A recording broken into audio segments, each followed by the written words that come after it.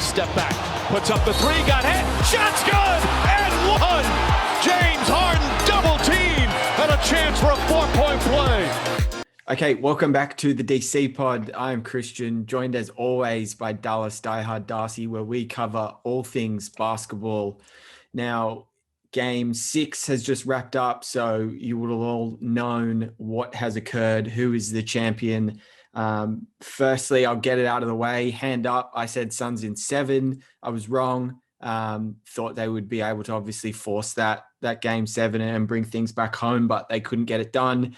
Das, this is time to sort of laud you. You were on Buck 6. In 6, you held strong even after, they went down 0-2, and most people were basically saying, how quickly can the Suns get this series over and done with? So credit to you. But the first thing I would sort of throw over to you is, have you seen sort of anything more amazing than the turnaround that Giannis had 3 weeks ago? Was Game 4, 29th of June of the Eastern Conference Finals. And that's when Giannis obviously went down halfway through the game against Atlanta with his knee injury, and we all kind of thought all was lost. And here we are 3 weeks later, and he's a champion, and the deserved Finals MVP, just basically exclamation mark, was today's game. Have you seen a more impressive turnaround? I don't think so. I'm not sure. We've definitely seen players, I suppose, get injured worse than that, but there was definitely a big cloud of doubt because he's such a strong player, and we talked about how tough he is. For him to miss the last 2 games of the Eastern Conference Finals, and for them to get through Atlanta, and then him to be under a injury cloud the first game of the playoffs, of the finals, for him to be under a cloud of whether or not he was even going to play, and then to see how good he looked throughout the whole series. And you wouldn't even say that he looked injured the way that he was playing and moving on the court. He may have had a bit of fatigue, but the way that he was attacking the basket, rebounding the ball constantly, doing his best job to stay in front of guards on switches. And it all kind of, for me, was tipped off athletically for him. The way that he chased blocks and defensive stats in that final game. He actually had DeAndre Ayton, Chris Paul, and to some extent Booker scared to take the ball to the basket at the end of this game. They were frightened of what might have happened because, there's not many players in the history of the league who can defend the rim and block some of the shots that he was able to do throughout this series, and especially in this closeout game. Talk about a bounce back from injury. I had the thought that, the hyperextension is obviously a very uncomfortable kind of way if you need to be bending, and it's definitely nothing to bat your eyes at, but something that the biggest and the strongest players can potentially play through. And it looked bad on TV, but obviously he was in good enough shape to be the last man standing, really, in a playoffs where so many guys have been injured. And, to really highlight the effort that he put in to play through injury, for him to come up this big in the closeout game. He plays 42 minutes, puts up a 50 piece. Let's think about that for a second. How many people close down the NBA Finals game with a 50 piece? For a guy that doesn't shoot jumpers as well. 14 rebounds. That's just a normal night at the office for him. Only a couple of assists tonight, but 5 blocks, series high 5 blocks for him. He ends it on just an elite shooting percentage, 16 of 25 for 64%. He even knocked down 1 3. And what about bringing all the things that are, I suppose, questioned about his game together with the most complete free throw performance of his career? 17 of 19 at the free throw line in a closeout game. Are you kidding me? But that's all-time great stuff. Yeah, turned the ball over a little bit, but for him to play the whole game, not be in any foul trouble, and put up that kind of performance and just literally carry the team offensively for basically the whole game, it was something really special. Yeah, you can't say enough. I mean, he answered all the critics, all the haters. You kind of get the feel as the playoffs, the longer they went on, the more we kind of got to see a little bit behind the curtains, and his press conferences where he was just speaking about living in the moment and not worrying about ego, and just coming across as just such a humble, driven guy that whether you hated the Bucks or liked the Bucks, you couldn't say the same about Giannis. He just became such a likable character as the playoff developed, and as Milwaukee, and led by him, obviously showed so many times the fight. And like I've said it a lot, we've spoken about it a lot in the pod, but they were embarrassed by Brooklyn in game 2. They lost by 40. Like, they didn't just get beaten and it was a bad night and credit to Brooklyn. Like, they got destroyed. And there's potential that for a lot of teams that would have been, you wouldn't have been able to recover from that. Just knowing the beast that Brooklyn is, and, feeling like everything's against you. So they obviously, were able to overcome that, and then overcome the Giannis injury. And I think even though he wasn't on the floor, as you mentioned, for game 5 and 6 against Atlanta, he was still on the sidelines for a lot of those games. And he was staying involved. He wasn't sort of, poor me, why does this happen to me? Why am I getting injured now at the most important time for our season, blah, blah. He was active. He was up. He was speaking to guys. He was making sure. I rarely saw a shot where the cameras were on him and he wasn't kind of sitting down. He was always up, engaged. And that's kind of a pretty impressive thing, that even when he's not on the court, he's still doing his best to contribute. So you really saw it all from Giannis this postseason. And, he's a guy that, to be honest, you and I didn't speak much about. We've obviously been doing this pod since, December of last year. So it's coming up, 8 months. And we haven't really given Giannis a lot of love. And obviously he didn't have a ridiculous season, potentially by his standards, not obviously being the MVP. But I mean, there's at some stages you just sort of become lost for words about how you can describe how good this guy is and how impressive he has been. And I'm at that stage right now, Das. I'm not really sure if he retired tomorrow, like, he's a first ballot Hall of Famer. Like, I think what he's done has been so impressive, and it's scary to think he's 26. So they had a lot of potential luck that went their way with the Brooklyn series in particular. If you weren't going to speak about both Harden and Kyrie going down, or Durant's toe on the line, but they're now at the stage where, luck's involved in a lot of different aspects of postseason runs. We see that all the time. You and I speak about that all the time, but it's scary to think that this could be the start of something, because it's going to take him to a new level, give him that confidence. And even if, Brooklyn is fully healthy and they match up against them again next year in the postseason, I guarantee you Milwaukee's not going to be afraid.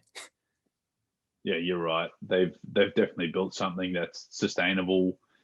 We felt like we'd seen everything that we needed to see from Milwaukee in the last 2 postseasons, and it was enough to write them off in terms of, how much better can they be with Giannis as their focal point and Middleton as their number 2. And it just proves again how difficult it is to make it to the very, very top. You could be such an elite team for such a big portion of the season or a big portion of the playoffs and still come agonizingly short. And, that's basically what Phoenix is feeling right now. Like, what more could they possibly have done? They've had an absolutely unbelievable season, come out of completely nowhere as a team. They were one of the worst teams in the league only 2 seasons ago. And now they're, a close game 5 finish away from potentially trying to close out this NBA finals themselves. But with the Bucks and how much further this could go and how much more competitive they could be at winning championships, there's no doubt that they've built something here, not only with Middleton and Giannis. I'm not sure for any of our listeners out there that know, but when those two joined the Bucks, it was about 8 years ago, and there are no players on that team left from 8 seasons ago except for these two. So it's a really strong bond between them, and we all know that Giannis had his chance to potentially go and join up with a different superstar and try to choose a different all-star teammate to try to win a championship with. But it's a pretty incredible story that he's stuck with Chris. And I think the big key to this season's elevation of the roster and performance in the playoffs was the addition of Drew Holiday. it seemed to not only give them another guy who could score the ball and match it with elite all-star players, but it's just a really good fit in terms of what they need. And, we felt like we had it understood that Giannis couldn't be the guy at the end of the fourth quarter to attack, and they needed to give it to Middleton.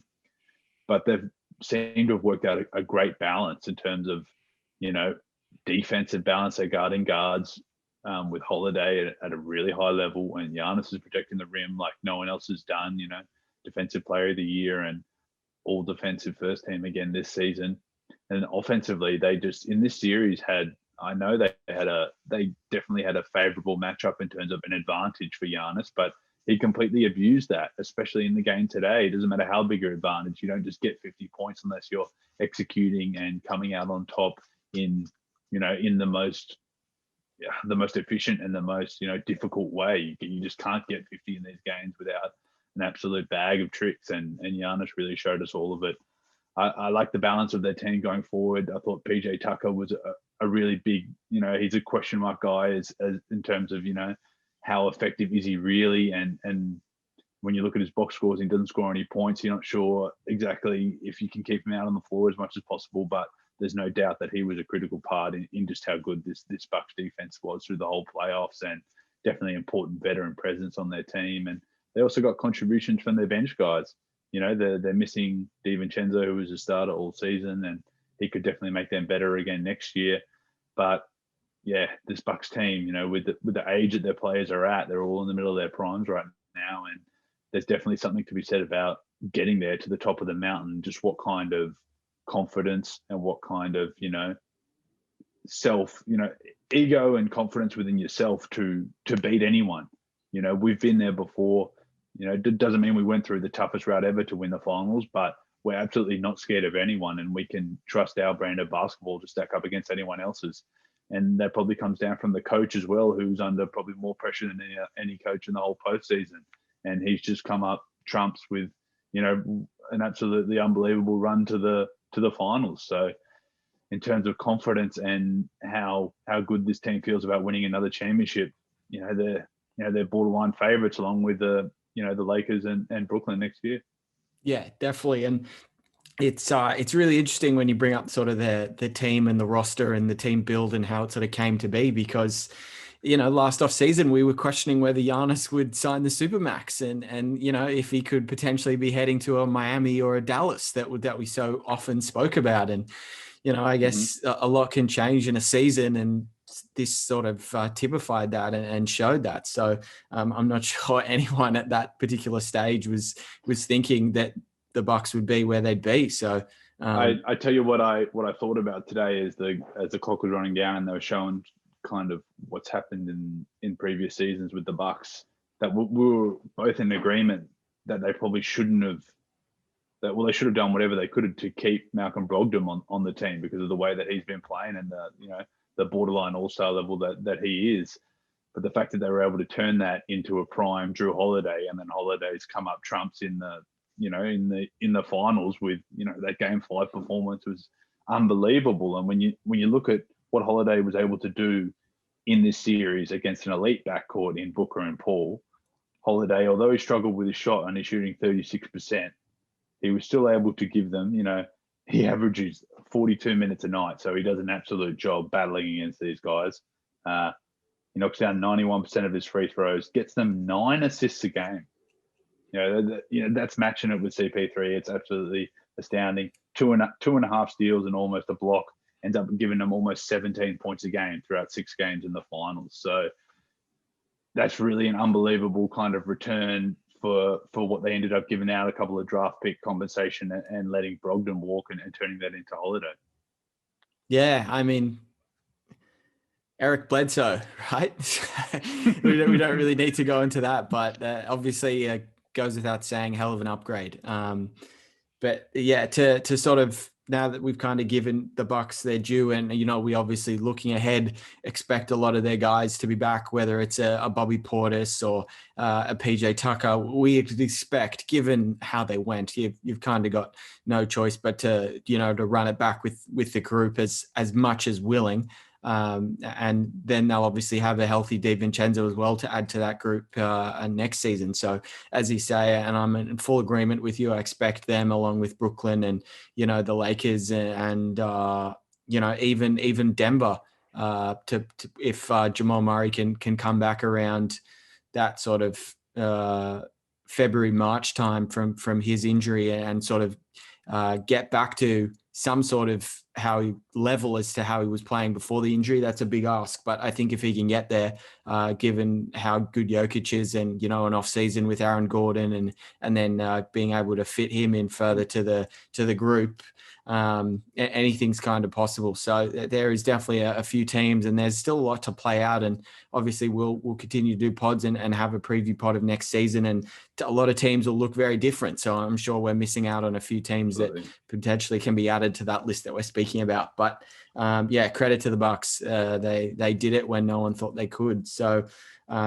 before sort of speaking about, the Phoenix and the outcome, this game in particular, game 6. So pretty interesting that first quarter in particular, the first 6 minutes, I think a total of 11 points was scored. So both teams were really struggling to make shots and they were pretty makeable looks. And, it definitely kind of felt like both teams were feeling the pressure of the moment and were a little bit tight. And because Booker, I'm pretty sure it was on one of the first plays anyway, he sent PJ Tucker to Mars with a crossover. PJ kind of slipped over and Book had a wide open 3 and he back rimmed it, Book. And normally a wide open 3, you'd expect him to knock down. I kind of thought that set the tone, and it was pretty scrappy as well in terms of turnovers. Both sides were throwing a lot of turnovers to begin that game. And, there were, to be honest,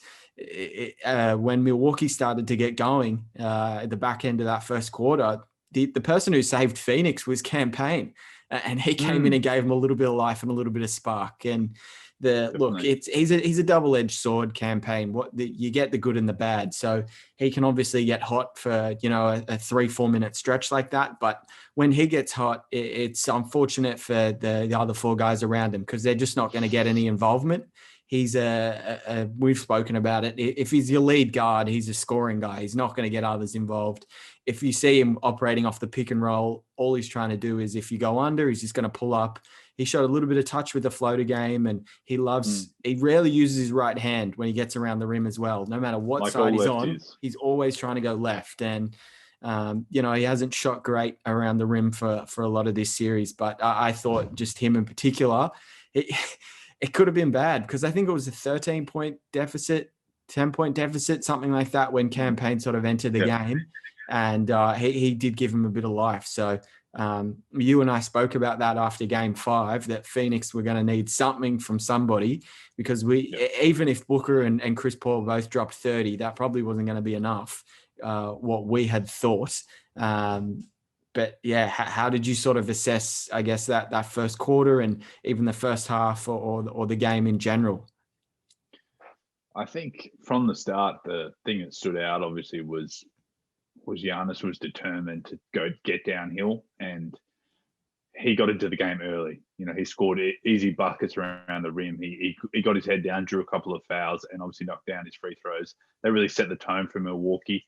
And we talked about those momentum 3-point shots. When they're on a roll and they've scored a couple in the paint in a row, they're always going to get themselves a nice open look at some kind of 3, whether it was Connaughton or Bobby Porter. So I think he had a big one in the first quarter. That was what really allowed them to stretch out to that early lead, because Holiday was cold at the beginning. He showed up just like game 4, trying to look for his shot. Phoenix did a good job of contesting, and he wasn't efficient shooting the ball. But it didn't seem to weary Milwaukee in terms of what they were doing and what their purpose was and what they were trying to do offensively. They were forceful the whole game. They're attacking the basket, getting to the rim, and playing through Giannis. So that's why it started so stable for them. But the rest of the Bucks really dried up in that second quarter.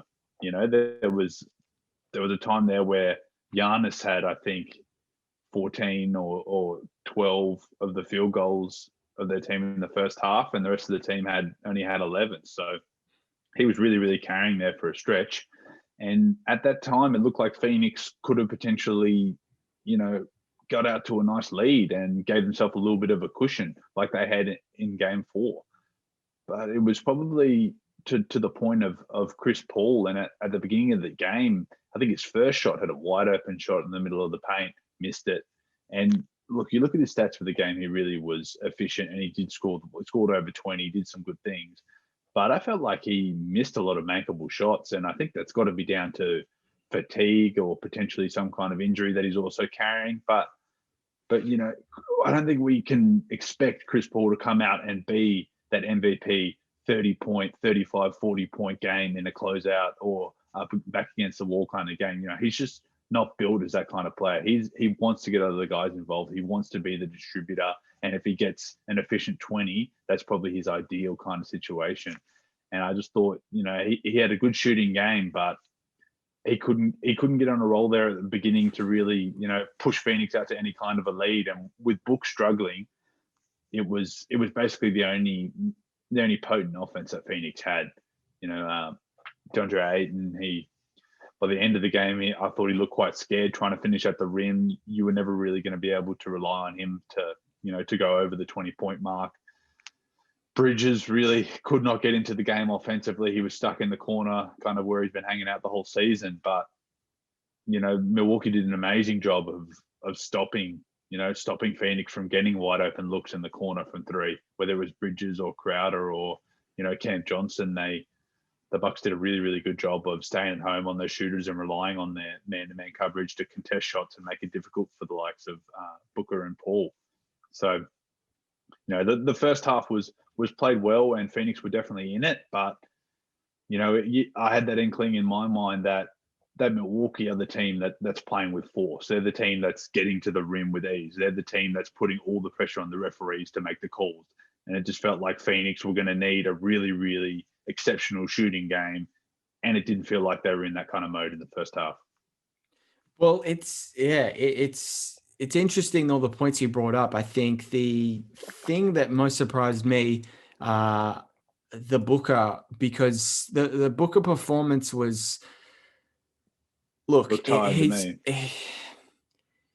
it started off a worrying sign when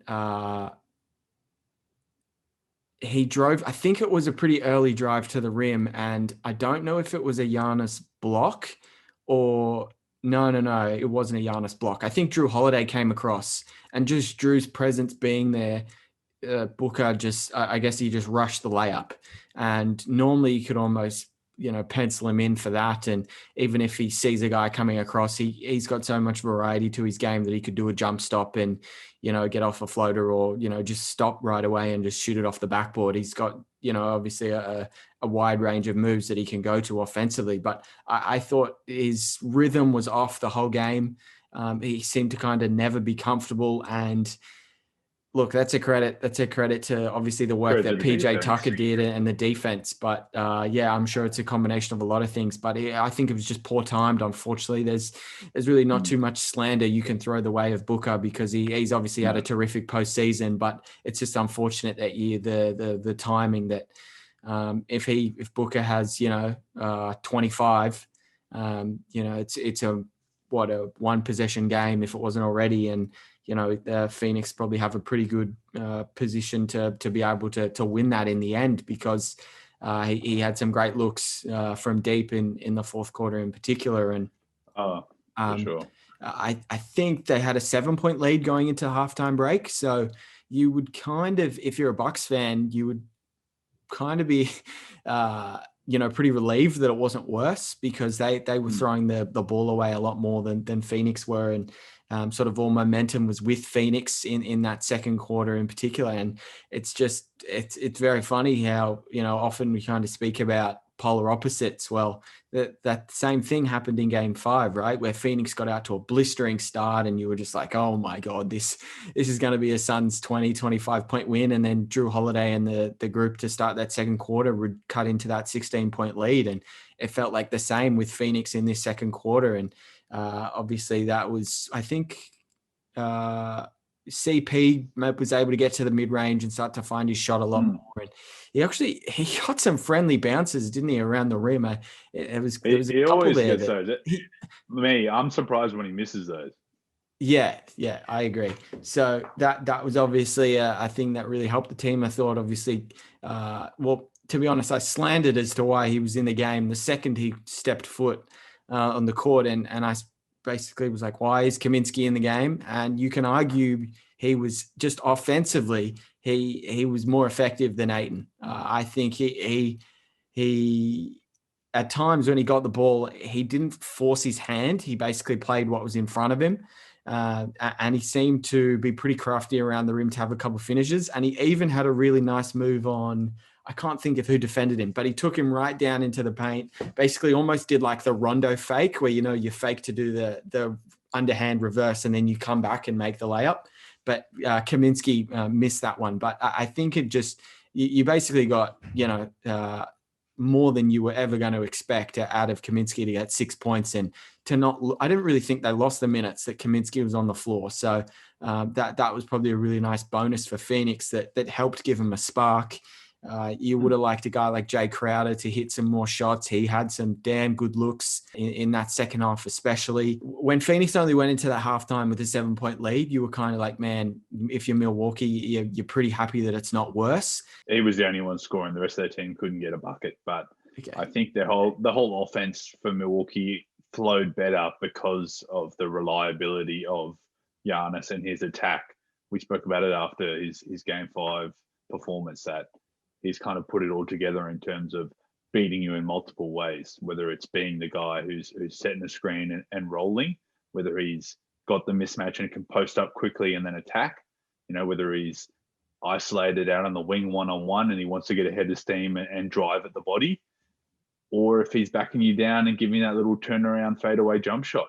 There was no one out there for Phoenix rather, who could stop him in the one-on-one matchup. So Giannis really put in a mammoth effort to continue to attack and continue to put pressure on the defense. And the rest of the Milwaukee offense, the rest of the players, they were allowed to just play off of it. Wait for your man to come and help, or wait for Giannis to make the right decision and get you in a situation where you can attack one-on-one. So in terms of that, it felt like Milwaukee had a superior offensive plan, against this Phoenix D that, deserves a bit of credit as well, because none of these wins were easy for Milwaukee. Absolutely not. They had a nice blowout victory in Game 3, but Phoenix did an exceptional job of playing undersized defensively and staying right in the game all the way, because, realistically, when you look at the lineups and the size, they should not have been able to compete, and they weren't able to. So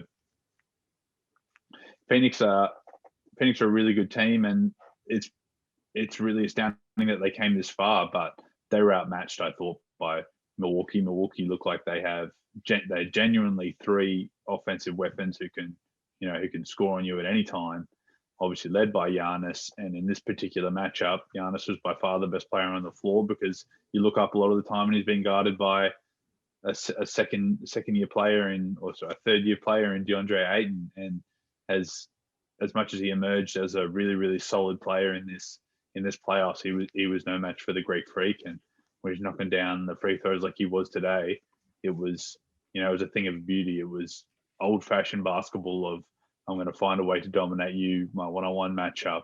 And Giannis was just the king in this one. And I suppose it raises a bit in this particular game, it kind of, raises a couple of questions about where is Phoenix's ceiling? Where are they going to be at for next season? Because it's hard to imagine that Phoenix have got enough to potentially, get back to this point with the current team that they've got.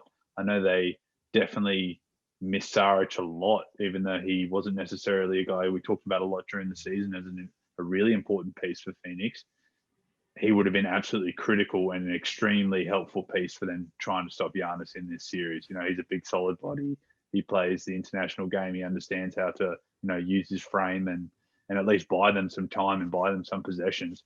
He didn't give them anything, unfortunately, doing his ACL in the first quarter of the first game. So a devastating blow for him and for that part of Phoenix. But they did exceptionally well to get this far. But I think when you break it down and you really think about it, I'm not sure that this team has the depth to potentially be a championship team. Yeah, that's obviously a fair assessment given, look, we obviously said Milwaukee are more than capable of being back in the position they are, next year, but it's hard to see Phoenix being able to replicate that. As you mentioned, if, the Clippers are obviously dealing with the Kawhi injury, but you've also got the Lakers that you've just mentioned. And I threw out Denver as well. And Utah always probably going to be, around the mark anyway, even if they can't figure out their stuff, when they come up against a tough team in the postseason. So yeah, look, priority one would be a backup five, as you've just sort of mentioned. But beyond that, they've obviously got the CP3. Does he opt out? And if he opts out of that deal, can you re-sign him? I know he wants big money. I think he wants close to a max, and that's going to pay him, close to, if he's 36 now, you give him a 5-year max or a 4-year max, he's going to be 40 by the time that ends. So interesting offseason for Phoenix, as successful as it's been for them and as pleased as they'll be with sort of as much as you can be pleased, sort of, with obviously with knowing the fact that they came up short of winning a championship. I think if you would have asked them and said, you'll be in the NBA finals, would you take that back in, November, they would have said absolutely. So probably a year or two ahead of where they'd even thought they'd be. I know Booker's still obviously young. Bridges is, at least 23, 24. They definitely have good building blocks, and Ayton, obviously the experience will only do him good. But yeah, they actually have, for a team that's done this well, they still have a lot of question marks heading into the off season. So, and potentially what's been spoken about, not just backup five, but another scoring option, because if the ball wasn't in Booker or CP3's hands, it was really like, geez, do we give it to Campaign and hope he can find a shot for us? So there is a few things they would want to address. I think it's really a shame that we haven't seen, Chris Paul wasn't able to get into this level at the finals earlier in his career, because to me it was a bit sad, and it felt like he was never going to be the guy to put up 35 or 40 in a closeout game or with their back against the wall. And I felt like tonight the opportunities were there for him to potentially go off and score big. But, we're talking about a 36-year-old guy who has played so many seasons in the league already, and the amount of injuries that he's had to go on through at critical moments in the playoffs, you can definitely understand him for wanting to preserve himself, not only for, to keep his team in it and do an exceptional job as being a leading point guard and leading the whole offense for the team, but also defensively. He, even though he's not, people don't think about him as potentially, a lockdown defender, but he's been one of the best point guard defenders his whole career, and at times did an exceptional job against Drew Holiday, making him miss multiple shots. And even though they were at times resting him on a guy like PJ Tucker, he's always been one of the best in the league at getting steals. And Phoenix as a team overall, you don't do that well defensively without, your leader, him. And there's got to be some credit to Booker, who tried really, really hard on defense as well. So, this Phoenix team, even though they might not have the exact, pieces that might make them a favorite next year, I think the way that they played, and I suppose the character and the kind of belief that they had in the way that they played was pretty amazing, pretty exceptional, really. And no doubt they're going to be a fun team to watch, and it'd be really interesting to see what happens with them. Yeah, and it's, again, another thing you kind of forget, Booker has been dealing with a broken nose from that Clippers series. So everyone's going through something. I'm not sort of, giving him an excuse or an out for potentially having a bad performance today, but just in general, it's just something to note that obviously he's been battling and dealing with that. So obviously credit to him, and let's see how he goes in the Olympics now, right? With him, Middleton and Holiday, they're scheduled. I believe their flight is meant to leave Saturday.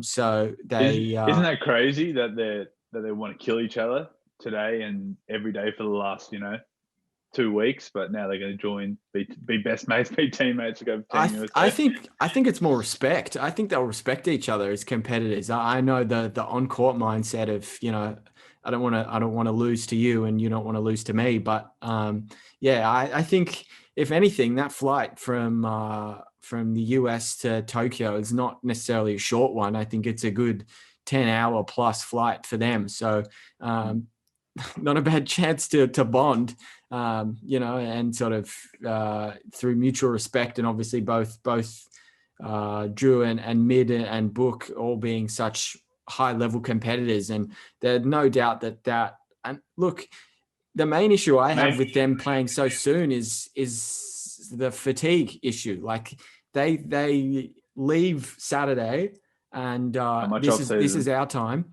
They leave Saturday, and the US play their first game on Sunday night. So they could potentially be in, Japan for 8 hours, and the team's playing their first game. And without those three, the US are down to 9 guys. So, and the US have a big match against France to kick things off. So, they, I don't want to look, I don't know if any of them will be played, but Popovich has been like, if they're here, we're going to play them. So there won't be a terrible amount of rest given to a lot of those guys. Obviously, they'll probably be the first 3 taken off the court if the US is, up 30, up 40 type thing. But from the get-go, with, like I just mentioned, playing France, like that's an important game. France have a lot of guys. They obviously, besides who we know about Gobert and obviously Fournier, Batum, they still have DeColo, who played a little bit in San Antonio in the NBA, and now he's had a pretty dominant career in France. And they still have the ex-Philly guy, Lualu Cabarrot, obviously played for the Nets. And then they also have Frankie Ntilikina from the Knicks. Frankie Buckets. They still have a lot of guys there, France. And, as we've learned, camaraderie and chemistry is important, and the FIBA game is so different that you can't undervalue, the guys that have been around with each other, playing for their national team year after year. And that's obviously going to make it a tough proposition for the US in general. But I just think the fact that these 3 are coming from the series and the postseason and the NBA season they've had, look, Durant hasn't been that flash hot since he's, come into this US. And I know it's exhibition matches, but a lot of people have said he's obviously still quite tired after playing, close to 48 minutes a game in that Milwaukee series. So I wonder the carryover from the fatigue side of things for those 3 guys in particular.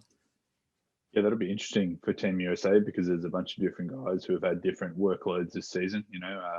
Booker's never even been to the playoffs, and now he's just played an extra, 2 months of basketball at the highest level. And there's no doubt it would take a lot out of a guy like him. And same with Middleton, shouldered a massive load, played over 40 minutes and had a couple of 40-point games down the stretch. So they're guys who potentially could be fatigued. I think Middleton definitely will he will reflect on and take some experience from his role at the World Cup. He's been with the FIBA team at their last run, so that'll definitely ease his transition back into the team. Andrew Holiday, it'd be interesting to see, because I thought he did probably the most taxing job potentially, besides the absolute load that Giannis did. I don't think you say anyone had more of a load than him. But the way that Holiday was chasing guys around full court the whole game, and just proved that he's an incredibly fit player, and these guys are at the elite level for a reason. You have to be such an absolute war hero to make it all the way through to this part of the playoffs, and these 3 are all absolute soldiers. I think maybe if PJ Tucker had made the US team, then that flight might have been a bit bumpy, because I think Book probably is a bit fed up with PJ by the end of the series. But I suppose that's Tucker's role, so he did that pretty well. But in terms of the Olympics and stepping into this after what was an amazing NBA season, but incredibly condensed, and a really frantic one in terms of players coming in and out of lineups constantly throughout the whole season. And then we touched on just some of the caliber of guys who were injured in the playoffs. It's it almost feels like for some of these NBA players that it's a luxury to be fit enough to be able to go and play in this tournament.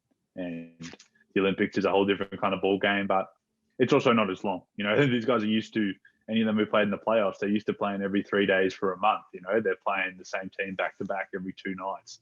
And in the Olympics, you do basically get 3 round games, and then you're straight into a knockout where you got to win 4 in a row to go all the way to the gold. So for them, it's only an extended extra series, but obviously there's a lot of differences between the games that'll present their own challenges.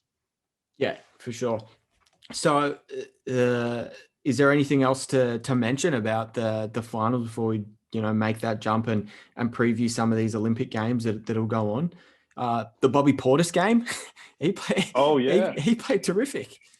He was the hero of the game, unbelievably. He puts in 22 big minutes, uses 5 out of 6 fouls, hits a couple of threes, gets a big block.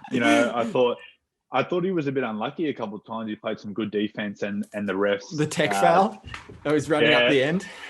The refs didn't necessarily like him. They gave the benefit of the doubt to the All Stars in Booker and Paul. But for him to come in this bigger game and give them that impact, I think it probably speaks to, I suppose, the matchup difference and the advantage that Milwaukee had inside and on the offensive glass. In a game where Connaughton's probably first game where he didn't give them anything offensively. He was 0 for 4 from 3, didn't get any of his good open looks, but he came away with 8 rebounds.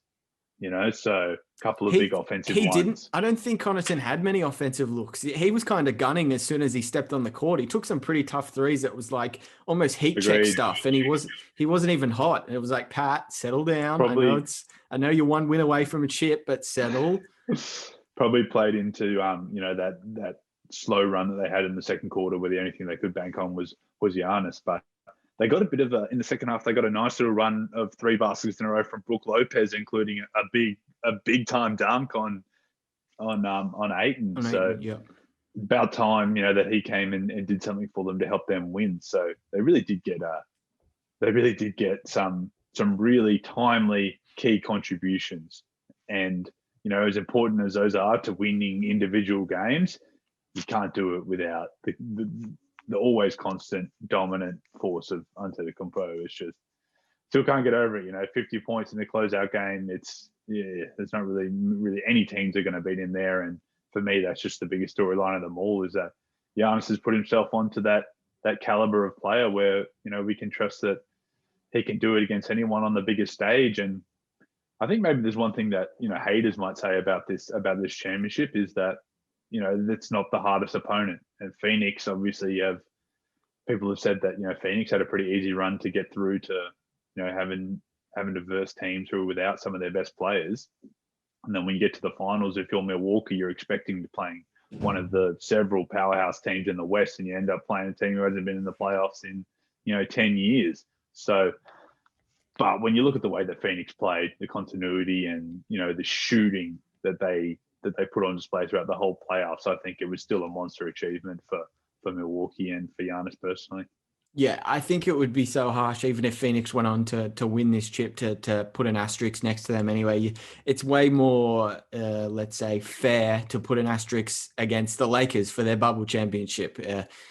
Yes, they did win it in the end, but I would rather that have more questions than if we're to Phoenix, were to come up trumps and win it all this year. And I think the last sort of thing is I often, and I know probably the listeners are a bit sick of harping on moments and things that happen in the NBA finals. But again, this is another game where I felt like Milwaukee won the moments. If you're not talking about the Brook Lopez poster that you just mentioned, that shortly after was followed by a big corner 3 by Drew Holiday to beat the shot clock. And when it's a 1 possession game, a lot of that stuff is just daggers, and it is moments. It's not stuff that obviously happens for too long, but that then sort of leads into Bobby Portis getting going himself. And, if Phoenix were doing a good job. Giannis blocking the crap out of Bridges at the beginning of the game to get the crowd right into it. That was, I don't know what Bridges was thinking. He thought he could get that off against Giannis.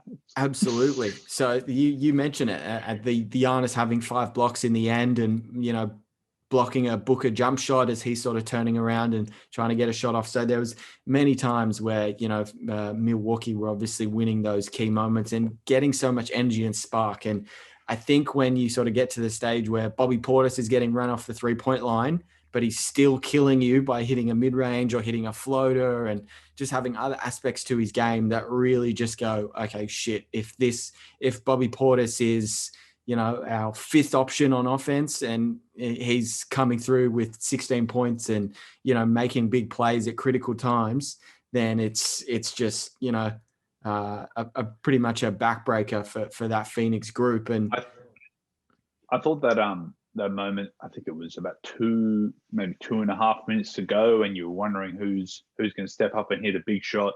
Milwaukee ran a really nice play with Giannis on the right side elbow and Middleton on the left wing. Holiday brings the ball up the court, dumps it into Giannis on the elbow, goes and sets an away screen for Middleton. Middleton comes hard off the curl, keeps coming all the way towards Giannis, gets the handoff. Booker is literally right underneath him, right next to him.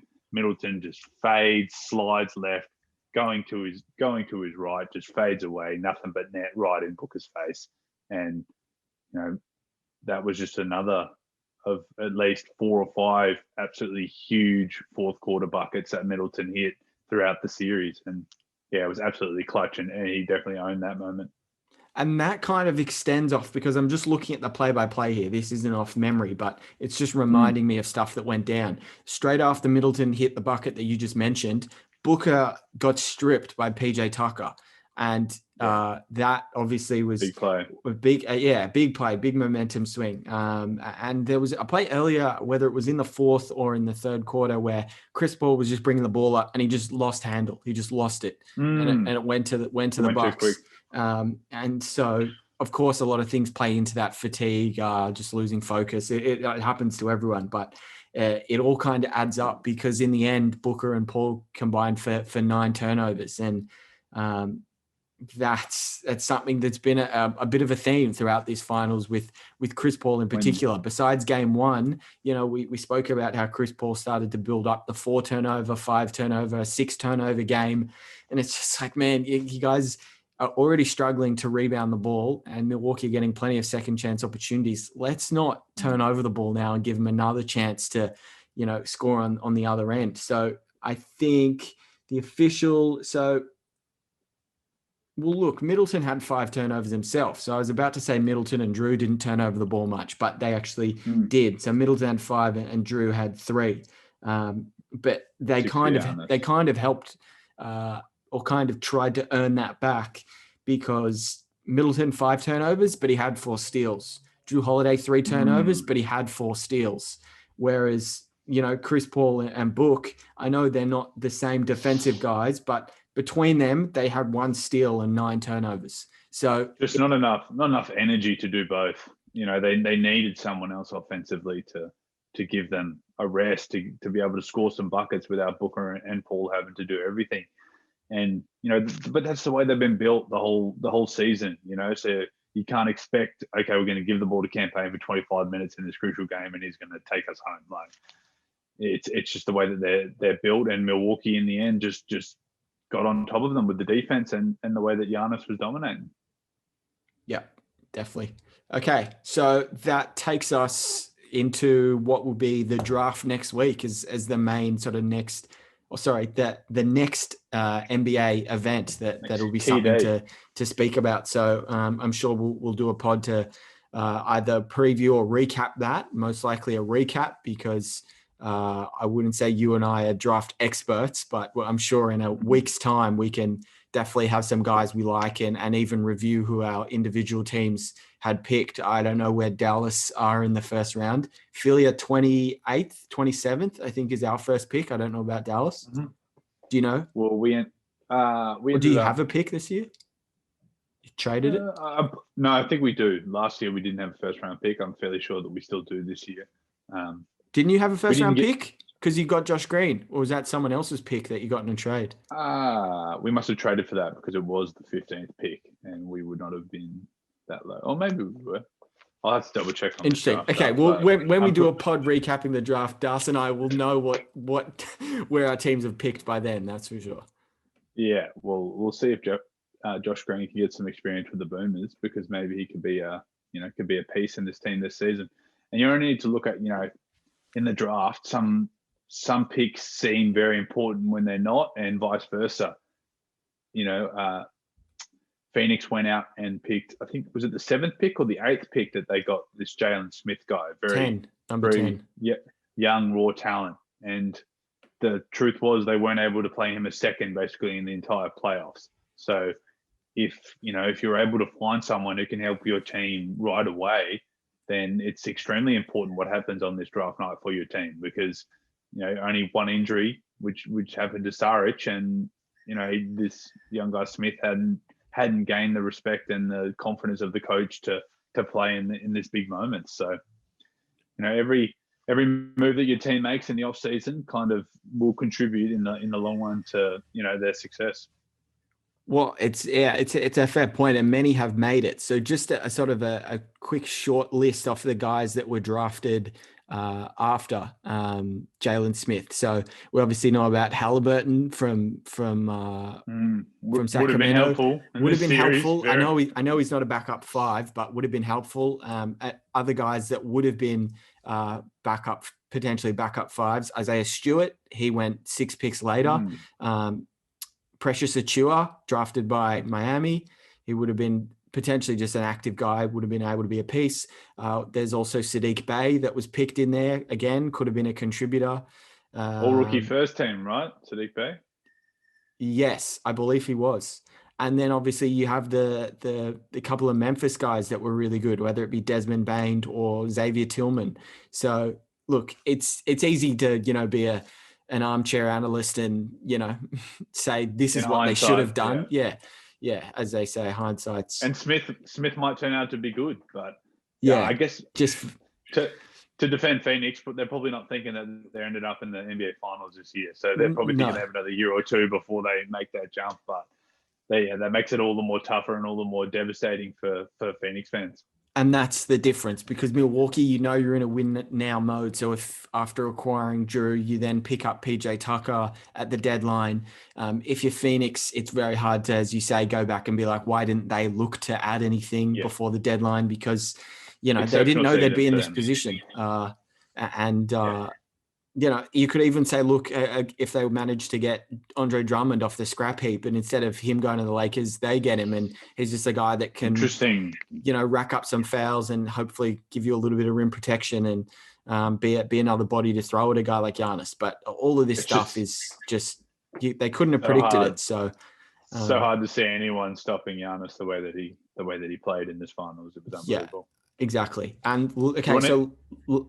Go ahead. Last thing I was going to throw out to you from the Phoenix side of things, Chris Paul is where next season would be my question. I think he's in Phoenix. I think if he's going to chase a big bag, I don't think he wants to end up on another rebuilding team. He did that in OKC, and I don't think he wants to do that again, unless I'm sure that he is desperate for an NBA championship, but not so desperate that he'll take a veteran minimum to join a team like the Lakers or anything like that. He's not that level of desperate to try to win a championship. So I think he's made some meaningful strides in Phoenix, and if he's really smart about it and he's comfortable financially, he'll negotiate some contract that will allow them to find another player at kind of the mid-range salary, someone who could close from 15 to 20 million, who can come in and score close to 20 points a game for them, because they definitely need another scoring option, as Paul, as we've seen from what I can see from Paul, is that, his best role is that, that distributor and that point guard. They really need a second scorer next to Booker. Yeah. And look, I would throw out a few things and say, if Chris Paul wanted to leave, there'd be a few teams in the East that would be interested in him. I'm certain the Knicks would be interested in him, given the Leon Rose, who runs the Knicks, used to be Chris Paul's agent before he left that agency and went into the front office with New York. So there's that. Obviously, the appeal of getting out of the West and not having to go up against all those juggernaut teams. You obviously... moving to the East, you would be likely to come up against obviously the team you just faced in the finals, but Brooklyn is no guarantee to be healthy. I know it's probably more likely than not, Lightning doesn't strike twice, and they're not, having 2 out of their 3 main guys not on the floor, but still a possibility.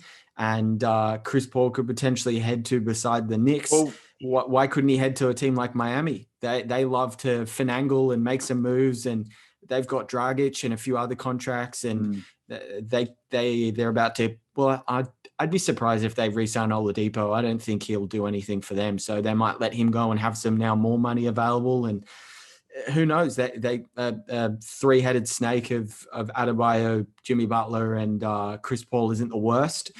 Who knows? Chris Paul, does he reunite with Daryl Morey and come across to Philly? I don't know how. Would you like that? I don't know how that would work. To be honest, yeah, I would. I would love Chris Paul. But yeah, I just think that there is certainly some options out there if Chris Paul decides he doesn't want to go back with Phoenix that are interesting. If I'm CP, I'd be definitely exploring all of them, because you'd assume the next contract is, going to see him out his career, and that'll probably be a wrap. So if there's a time to explore it, and potentially if he sees a better opportunity in his mind, then I think he does have some pretty good options. It's unbelievable how much he's built his stock and the value of his contract up with the way that he's played.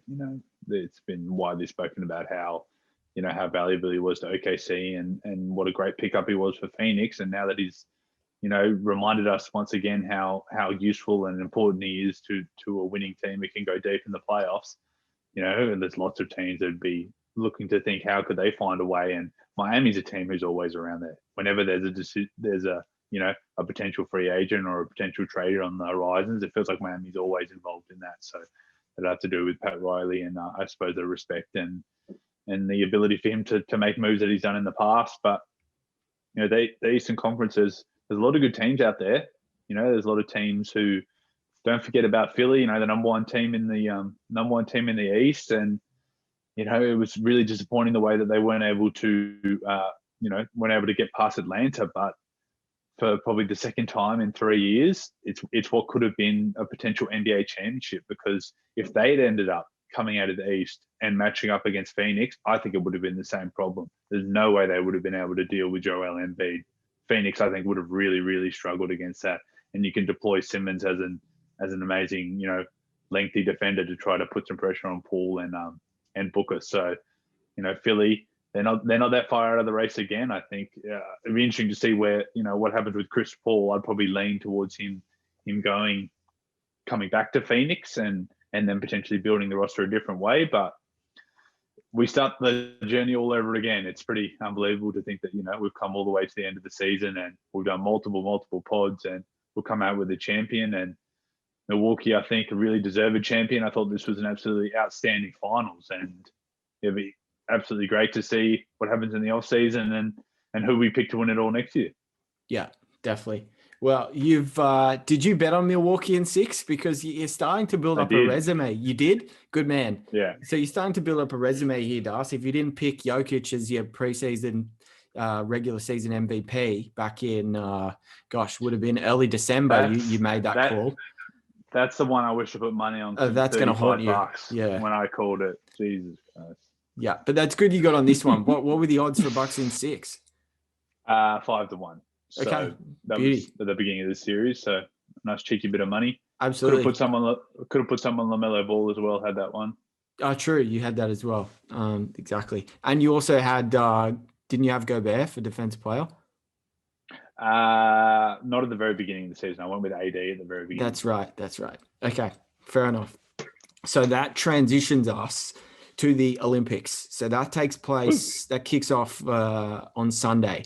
And we've mentioned it before, but the beauty of this Olympics is being in Tokyo, it's only an hour behind.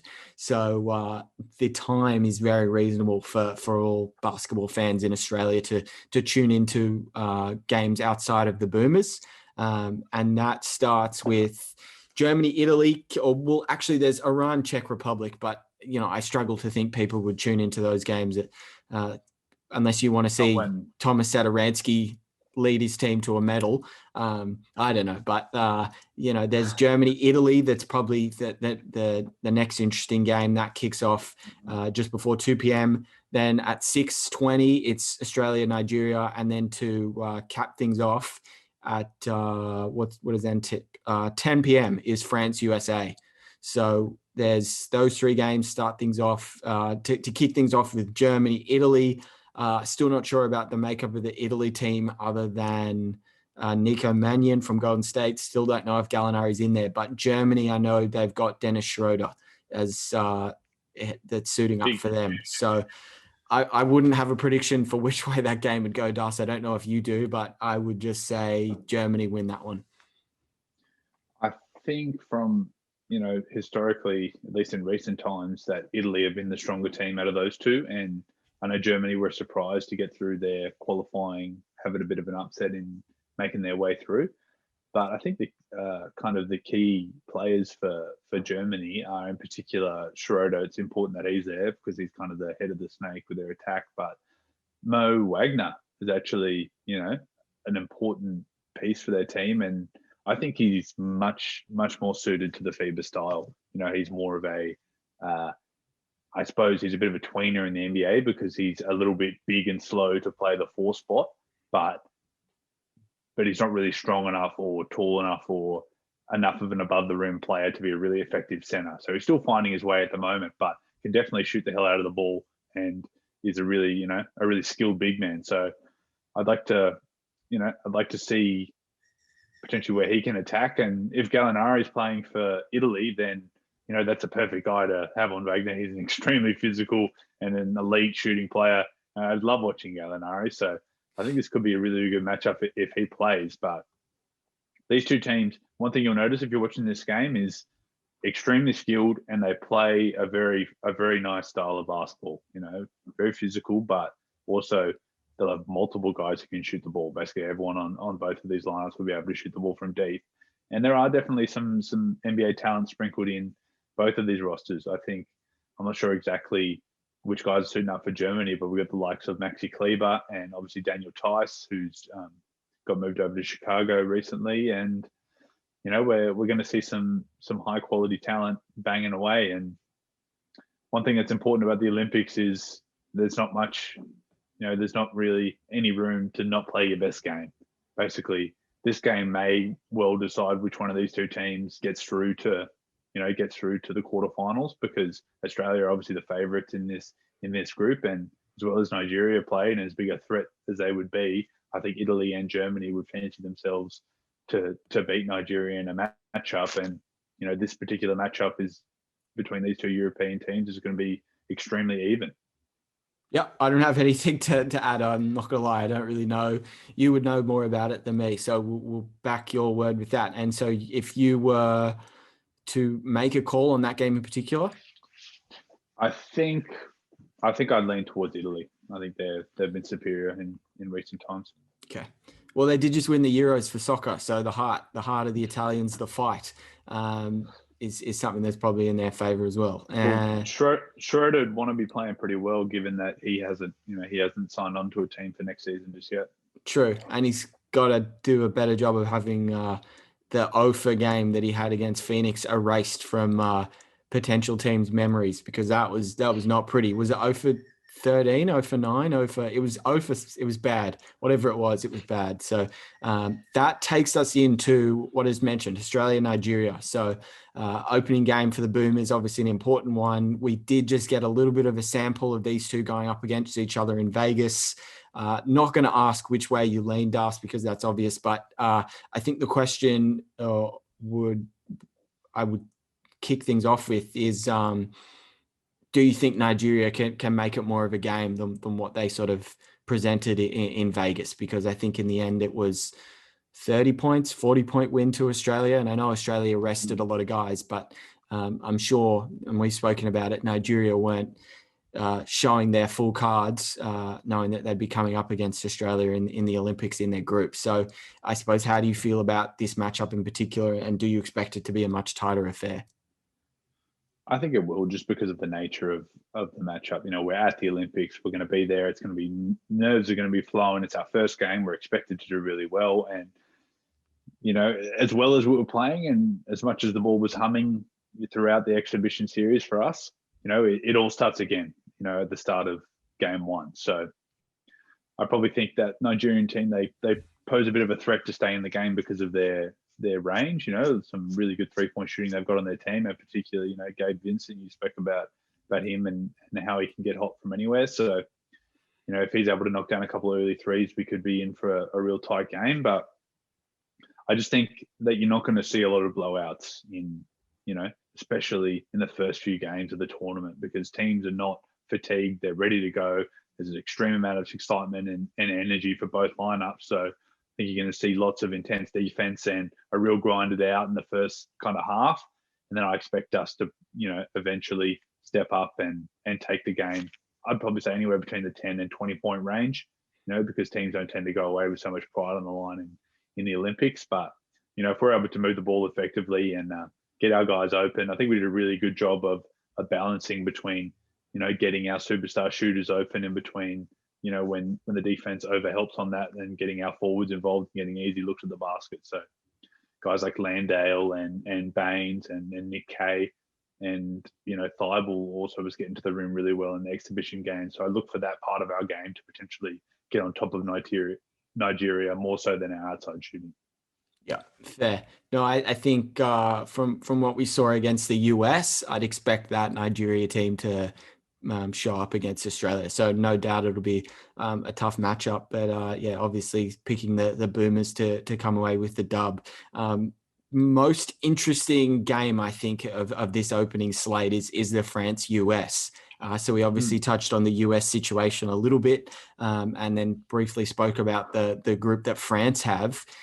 Any potential? Is there, are the dogs barking on this one, Das? Any chance for the underdog to come through and steal this one? Because I've got a gut feeling that France play spoiler and they have potential to be able to come away with the win. We obviously know their prowess. If you want to go back to the most recent, I think they medaled in the World Cup, didn't they? I think they might have come third. They beat us. They beat us in the third, fourth game, even though we beat them in the rounds. That's right. In the end, they got the better of us. They're a nation with, a proud basketball history, and this current group that they've got right now has a good mix of veterans and some elite athletic, NBA players. So they're a team that's very together and basically got the same roster that they had at the World Cup just 2 years ago. And the USA, basically with a combination of bringing new guys in who weren't there at the World Cup and a couple of people dropping out from COVID and just integrating these three guys who have come out from the finals, it's really going to be a difficult balancing act for that first game. I think you're right to say that probably France, I would say, are probably the favourites to take out this round matchup. I know I said that you can't really afford to waste any games or be satisfied with a loss in the rounds, but their pool in particular, you said they've got the Czech Republic and Iran. So I feel like Iran would be an easy win for the US, and I would heavily favour them against the Czechs as well. So they could, in some ways, afford to lose this game against France and still go on to be pretty heavy favourites to advance through to the semis and the finals. But with that being said, we get to actual games that mean something. You've got Draymond Green out on the floor. You've got Damian Lillard. You've got Kevin Durant out there, the guy who, doesn't have much of a very good relationship with losing. So, this team's going to be as tough as any. And I look for those three guys in particular to kind of be the alpha males and the kind of captains of this team. And I think probably the key in that particular matchup will be how can the US generate scores at the rim and at the basket, because Rudy Gobert, without any defensive three in the key, is an extremely difficult proposition. You've really got to shoot the ball well from the perimeter to have a good chance against France. So watch out for that. Let's see how how the US can try to exploit any holes that they might see in the French defense, because you look at a guy like Nick Batum, he's an incredibly switchable and showed his versatility in the playoffs, just how he still got it defensively. We know what Gobert brings, and they've got an elite point guard defender, which seems like probably his only skill, but that's Frank Ntilikita's skill, right? Is to go out and lock guys down at the point guard position. So US is definitely going to have their work cut out for them in this first game. It's going to be a good test to see can they really score, and do they have the potential to go on and win this tournament? Yeah, well, just from a punting perspective and betting point of view, Das, France are paying $5.80 to beat the US in that first game. Head to head. Head to head. Head to head. So there's a bit of value there. If you don't take France straight up, the handicap is 11.5.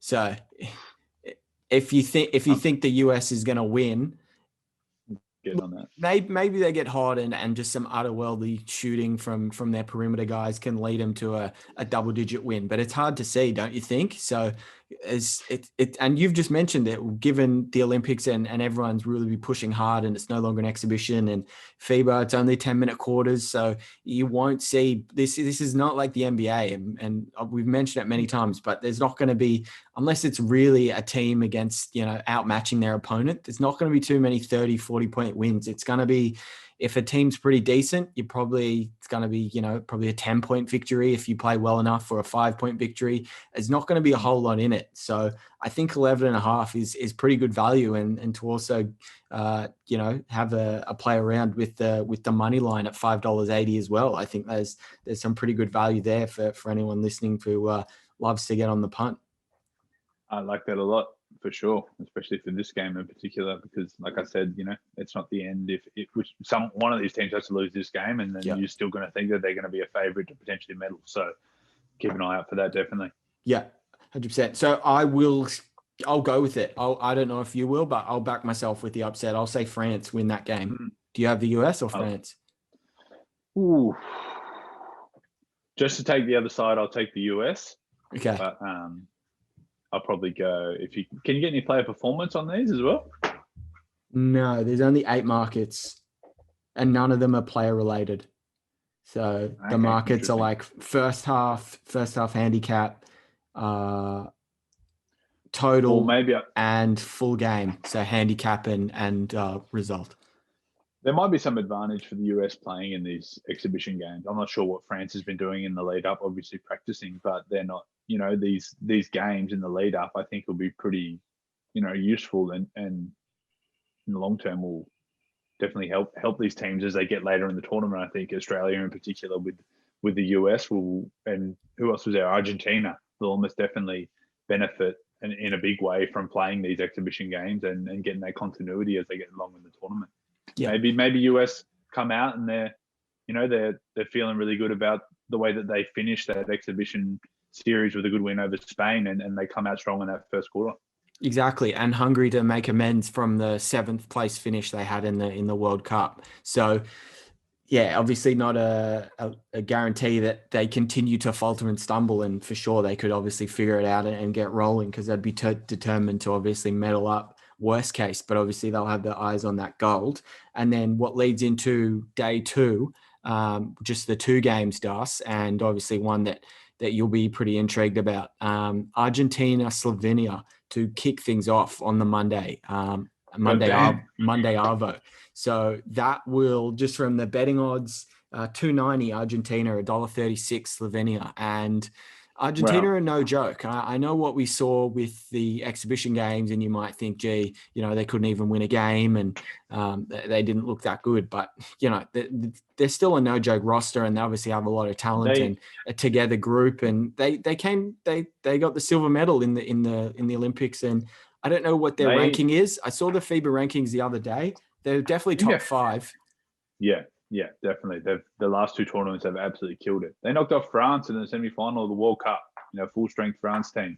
And you think, when you saw the size of Argentina or lack thereof, you wonder how they could even compete against France. But that was a miraculous victory, and they've obviously really got something with this group. So that's a pretty funky price, considering, there's a lot of unknowns about Slovenia, despite, probably the only known is that they've got Doncic and the whole thing's going to be based around him. But other than that, this team has never been to the Olympics, and Argentina has sustained success at these world tournaments. So that's an interesting price for them.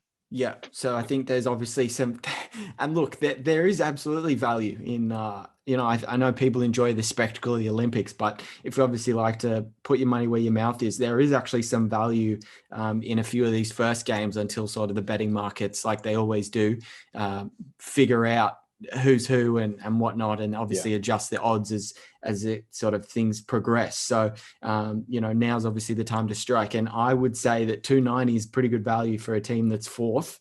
And the Slovenia are favored by 6. So the spread's 6. And I know, everyone's sort of on them as a potential dark horse, and with Luka led and 4 guys that play hard, like I've sort of spoken about, sure, they could do anything. And, there's definitely potential they can medal if things fall in their favor, and Luka absolutely balls out like we expect him to. But Argentina are no joke. They're just no joke. So I don't think people should overlook that. And potentially I wonder if Slovenia have moved from underrated to overrated because people are now talking about him. I think you're right. That's true. And, we'll definitely see out of this first game of the Olympics, because that's when, all the pressure is there, and you straight away will find out a lot about these Slovenian players from this first game. I think there's probably no doubt that this game will be tight. I just can't see either team in a big blowout, given, how much it means to both of them, and just how even they are in terms of, the experiences on the side of Argentina, but obviously the young raw talent in Slovenia with Luka. So I expect this one to be very close. I think that line's a good bet too. Yeah. And then the last game of the day is Spain against Japan. So you'd expect, Spain are heavy favorites. Japan are $10. Spain are $1.02 for head-to-head. Handicap, They have Spain by 19.5. So 20 points there is the spread they're going with. And Japan have Hachimura and Watanabe. People would know Watanabe by getting dunked on by Anthony Edwards as the probably where you'd see him the most, but didn't play a terrible amount of minutes for Toronto, but still a good player. And it was Japan who upset someone in the qualifiers to even make the Olympics, or they upset someone in an exhibition game. I remember seeing it on basketball. Let me look. They definitely get automatic entry into the comp because they're hosting it. That's for sure. But they recently beat someone. I don't know if it was it must have been then an exhibition leading up to that they shouldn't have won. There's definitely going to be they're going to be they're the team playing at home, so they've definitely got an advantage. There's going to be, even though there's going to be no fans, which definitely hurts them a little bit, but I think Japan team will be frisky, and although they're definitely not favoured in this matchup against an experienced Spain team, there's no doubt that these games will be close. I think that's a massive line to expect Spain to come in and smash them by 20 when they're a home team and they've got a lot to play for. There's a guy, Udai Baba, for any NBL fans out there. He was a pretty important kind of 6-man for Melbourne United in their NBL championship. He's a fast defensive guard who can knock down the 3-ball. He'll probably be a pretty important role player for this Japan team as well. We've also got a big guy, Nick Fazekas. Japan, they're actually a team that knocked off Australia. At the beginning of Olympic qualifying, I think it was almost 2 years ago now. We had a slightly understrength team, took that team to Japan to play up against Rui, and this Nick Fazekas, big 7-foot guy who can shoot the ball. He really caused us some damage when we only had the likes of Thon Maker in the front court. So this team will be decent, and it'll be an interesting matchup. I think Spain's definitely a team you want to have a watch of because they're a team that really move the ball exceptionally well. They've got some old heads who have played years and years in the EuroLeague and done some exceptional things. Whether it's Ricky Rubio, who's a bit of an absolute joy to watch as a point guard distributing the ball. They've got Sergio Rodriguez, the former Philadelphia 76er, who's a real spark plug and a really fun guy to watch as well. They've got Sergio Llull from Real Madrid, a guy who Luka Doncic credits a lot to kind of helping him develop his basketball IQ. And of course, both Gasol brothers. Pau Gasol's playing in his 5th Olympics. So just when you thought his career was done, he had a little bit of a run with Barcelona in the EuroLeague this year, helping them win the Spanish championship. And he's back and see what he can do on the floor in the Olympics. They're going to be a fun team to watch Spain for sure. And Rudy Fernandez as well. Did you mention him or no? Oh, he's going his 5th as well. He's another guy that He's fun to watch. People remember from his time with the Blazers, but yeah, he's obviously now gone on to have a career over in Europe. And did you mention, is Mirotić's? He's not. No, sorry. I think he is there. I think he's there. Yeah. Is he Spanish? I know he played, obviously signed for Barcelona, because I didn't see him. I didn't see him play against the US in that last game. True. He definitely played this whole season at Barcelona. Hey. Yeah, because I remember he signed an NBA type deal with them. He's got like a 4-year, $70 million deal from them to go back to Europe, which is just obviously absurd money, and one he probably wasn't going to get in the NBA. So he took that. He's not on this roster for this, so I'm not sure why. I think it must just be availability, but he's not in there. They do have both the Hernan Gomez brothers, so one show, he's a pretty reasonable 3-and-D wing for the Minnesota Timberwolves, and they've got Willie Hernan Gomez, another big center who I think he's still on the bench for Charlotte, I think. But okay, now a deep team, really strong team, interesting to watch. Yeah, definitely. Okay, well, that takes care of it. I think that officially wraps up the NBA season, really, Dawson. Now we sort of turn our attention to the Olympics. So obviously been a one-of-a-kind type season to watch and speak about, with no crowds, and as you mentioned, players coming in and out in a pandemic. So I don't really think we'll ever be in a position quite like it, which obviously further to the credit of Milwaukee. And apparently Giannis in his press conference, I've just only seen on Twitter, apparently he said he wants to be traded as a joke. So further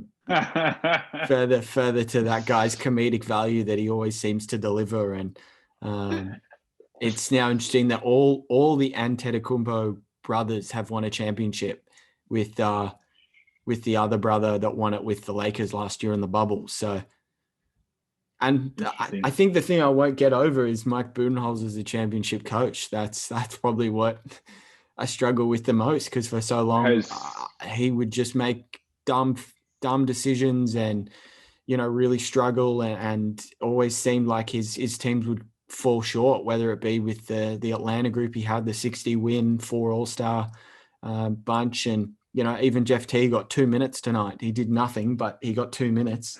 So yeah, I think that's the thing. I'll just obviously have to get over and start accepting that Budenholzer is a championship coach, and the Bucks are NBA winners. So you can, there's definitely some justified criticism of Bud, but he's constantly had teams overachieve in the regular season, get themselves in a good position. And what it seems to be more and more clear is that in the playoffs, it's about which team has the best star players, and which team, who ultimately is the best player in the series. And feels like he hasn't had that when he's been going up against the likes of, LeBron James in the playoffs. But, Giannis proving himself as, you said it, first ballot Hall of Famer, one of the, the brightest stars. And it's unbelievable just the way that he's carried himself throughout his 8 years in his NBA career to now be at the top of the league. It's absolutely special. And I guess Budenholzer really, he hitched himself to the right wagon with Giannis and Middleton, and their front office and their organization deserves a lot of credit for convincing him to sign that Supermax. And I think he's the first guy to sign a Supermax and then go out and win the championship after it. So probably the best investment that the team's ever made. So good on for them. And I suppose it gives some faith to some of those teams around the league. And if you've got a superstar player on your team, like, I don't know, maybe the Mavericks or Philadelphia, and you think, can we build around this player, even though people had almost written off Giannis as good enough to be the best player on a championship team, luck can turn in some crazy ways, and a couple of moves and some really nice runs from your team, if you can get it rolling together with a couple of star role players. Like Giannis talked about in his post-game interview about guys being absolute stars in their roles. If you can find those guys to fit around the favorite player on your team, then yeah, there's plenty of teams who are right in that championship conversation. Yeah, great way to finish things and sort of surmise the Bucks sort of year. So Yep, we'll have to now wait until the next one rolls around. I'm sure there'll be a period. We'll be fortunate to get these next 2 weeks of Olympic Games, but I think, when we're in the month of August and there's no basketball, we'll be yearning for the next season to start.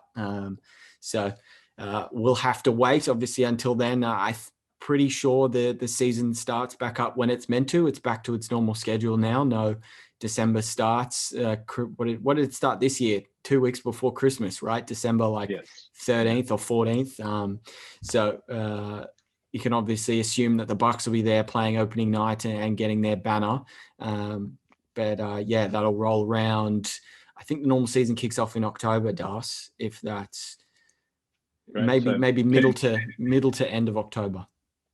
Well, then we'll just have to condense all of the the off-season buzz that's going to come along very quickly. Whether it's the draft, I'm sure we'll definitely see some teams moving along the draft board, making some players will be on the move, as well as draft picks coming into teams. And then there's a few free agents who we expect to stay at their team, but you just never know with this NBA what's going to happen. And with the Bucks winning the championship, definitely changes the kind of the where teams think they're going to be in trajectory towards the title. So big off season coming in a condensed off season. But first of all, we'll enjoy the Olympics and we'll back the Boomers and the Opals all the way. Yeah. So after these games obviously take place, we'll find a way to squeeze in a pod or two to sort of recap how they're going and sort of look ahead to further games. And then obviously the draft that we've just spoken about, that's next Friday, if you're in Australia, the 30th of July. And I do expect, just personally, I don't know how you feel about it, Das, but I do expect that a couple of big name guys will get moved, whether it's a Dame Lillard, whether it's a Zach LaVine. I'd actually expect it to be either on draft night or just before, because a lot of these times it's obviously spoken about the heavy involvement in the draft picks themselves, and similar to driving a car out of a car dealership. Once the draft pick is made, it's obviously less valuable than before you've made the selection. So expect teams to maximize value from that perspective, and it would not surprise me at all if a guy like Dame Lillard was on the move by Friday next week. With a lot of buzz around, obviously Cade Cunningham being the expected number one pick for months now. A lot of noise around the skill and what kind of value that Mobley has as a potential second pick. A lot of teams looking at him as potentially a franchise-changing piece. So be interesting to see what happens with those picks. Yep, definitely. So, we'll leave it there. Thanks, everyone, for listening. We hope you've enjoyed Darcy and I's coverage on the NBA as the season's gone on. I'm sure there's been plenty of stuff that personally, Darcy and I have learnt and that we can take into future seasons with pods and whatnot. But been very enjoyable, good experience. We'll look to add a little bit more in terms of, potentially switching to in-person pods, as well as giving that a different look. And then we'll also, try and find some other time to push in a bit more content throughout the off season, whether it be, this 3-point shootout that Dustin and I have spoken about doing that we haven't come around to doing yet. We'll have to see how that goes and look to fit something in to kind of fill in the gap with that dead period, as we just mentioned, with August and September rolling around. So unless there's anything else you wanted to hit on, Das, that's probably where we'd wrap things up officially for this 2020-2021 season. Absolutely, mate. It's been a long ride. We've done a lot of good pods, and we'll definitely take a lot out of this first year of predicting and trying to analyze everything that we've seen. Do we talk about our locks? Our locks will be much better for the season ahead. I think we did pretty good, considering that's our first go around at this, and I think we've done a pretty damn good job. So we also enjoy everyone who's who's connected with us and everyone who's reached out online, and we want to hear from you guys as much as we can and keep bringing you guys good content, because we know that a lot of people out there really love this game as much as we do, and we really enjoy you guys, and thanks for the support. Absolutely.